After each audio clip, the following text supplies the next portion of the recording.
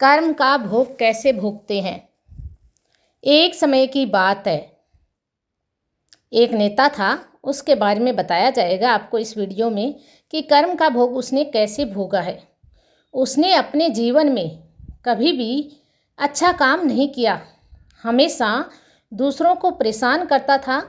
सरकार के द्वारा शहर के सौंदर्यीकरण के लिए जो पैसा भेजा जाता, सारा पैसा वह खा जाता था। जनता को परेशान करना और उनका खून चूसना उसकी आदत थी। उसने अपने जीवन में कभी भी नेक काम नहीं किया। कुछ समय पश्चात जब उसकी मृत्यु हुई तो उसे नाग की योनि मिली, अर्थात वह एक नाग बना। एक दिन उस नाग के सिर पर किसी ने पत्थर मार दिया, जिससे वह लहूलुहान हो गया। उसके सिर से खून निकलने लगा और उसके सिर पर घाव हो गया। वही कुछ चींटियाँ उसके सिर पर जहाँ पर घाव हुआ था वो उसकी खून पीती और उसके शरीर का मांस खाती। उस समय उस नाग को बड़ी पीड़ा होती थी। वह अपने सिर को बहुत झटकता कि चींटियाँ भाग जाए, लेकिन जितना ज़्यादा वो अपने सिर को झटकता उतनी ही ज़्यादा और चींटियाँ उसके सिर पर आ जाती थी और उस नाग का खून चूसती और उसका मांस खाती। दोस्तों, अब आप सोच लीजिए कि उसके शरीर से सिर्फ जान नहीं निकल रही थी, बाकी सारी दुर्गति उसके साथ हो जाती थी। वह नाग बहुत ही कष्ट में था और मन ही मन ईश्वर से वह प्रतिदिन यही प्रार्थना करता था कि हे प्रभु, मेरी जान ले लो और मुझे इस नाग योनि से मुक्त कर दो। एक दिन उसी रास्ते से एक साधु गुजर रहा था। उस साधु को देखकर उस नाग ने साधु को प्रणाम किया। साधु ने उसकी दुर्दशा देखी, जिससे उस साधु का हृदय पिघल गया।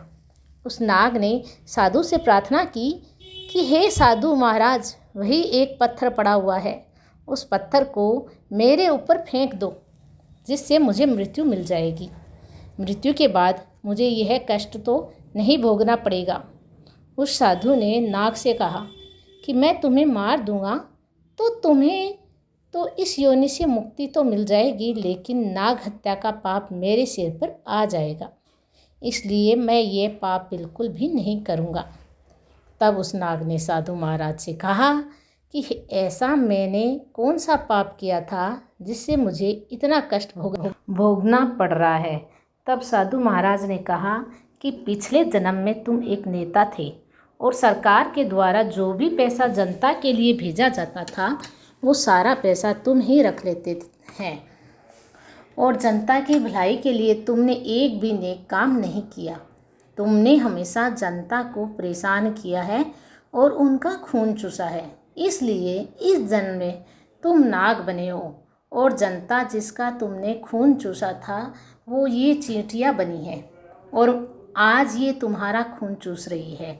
उस नाग को अपने किए हुए बुरे कर्म पर बड़ा पछतावा हुआ, लेकिन अब तो कुछ नहीं हो सकता। इसलिए दोस्तों, प्रत्येक मनुष्य को अपने अच्छे बुरे कर्मों का फल भोगना ही पड़ता है। इस कहानी से हमें क्या शिक्षा मिली थी दोस्तों? हमें इस कहानी से यह शिक्षा मिलती है कि हमें कभी भी दूसरों के साथ गलत नहीं करना चाहिए। हमें दूसरों को कभी भी परेशान नहीं करना चाहिए। यदि हो सके तो हमें आवश्यकता अनुसार दूसरों की हमेशा मदद करनी चाहिए।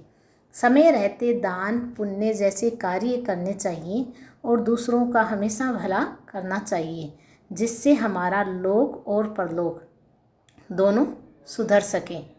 दोस्तों, आज सभी से एक छोटी सी निवेदन है, वीडियो अच्छे लगे तो प्लीज़ चैनल को सब्सक्राइब करें और एक लाइक करना ना भूलें। वीडियो कैसी लगी कमेंट बॉक्स में जाकर कमेंट ज़रूर करें। धन्यवाद। मुझे आपके कमेंट का इंतज़ार रहेगा। मिलते हैं अगले वीडियो में।